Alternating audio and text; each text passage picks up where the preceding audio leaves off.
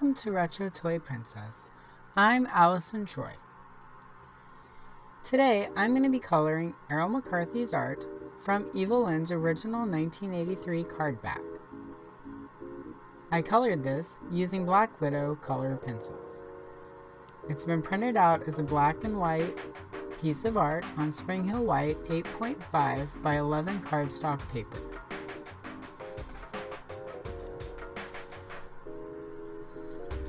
I can remember the first time I saw Evil-Lyn. She was there on the shelf between other brand new Wave 2 figures, Trapjaw and Triclops.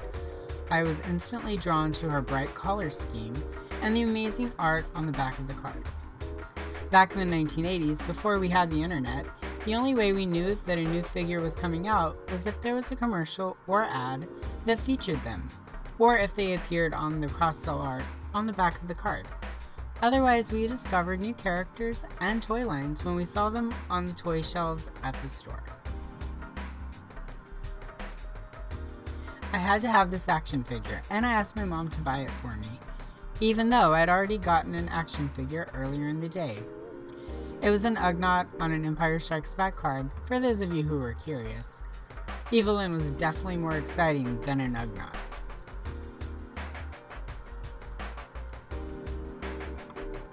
When I opened her in the car on the way home, I was disappointed to find that she came with Manny Face's mini-comic, and she herself was nowhere in the pages.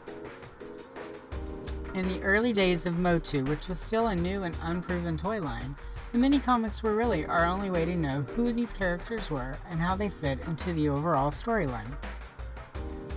Evil-Lyn hadn't even begun to appear in the various media being released for Motu at the time, and we were still almost a full year before any of my local TV stations carried the Filmation cartoon.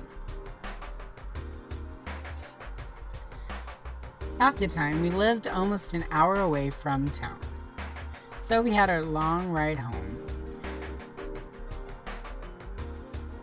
The sun set and the stars came out, and that's how I discovered that Evil-Lyn's wand glowed in the dark. This feature wasn't featured anywhere on her card.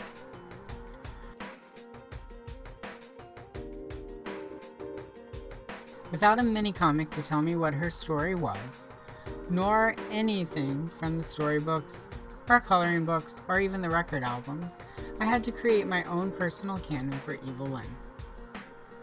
In the story I created, she was not one of Skeletor's minions or helpers, but a powerful witch and sorceress who led her own coven of witches. They were more ruthless and cunning than Skeletor and all the evil warriors combined, and they wanted to control Castle Grayskull and Eternia for themselves, with Evil-Lyn as their queen and the Queen of Eternia. This was a personal canon that continued throughout my childhood playtime. Even after we got Filmation, I preferred my version to theirs.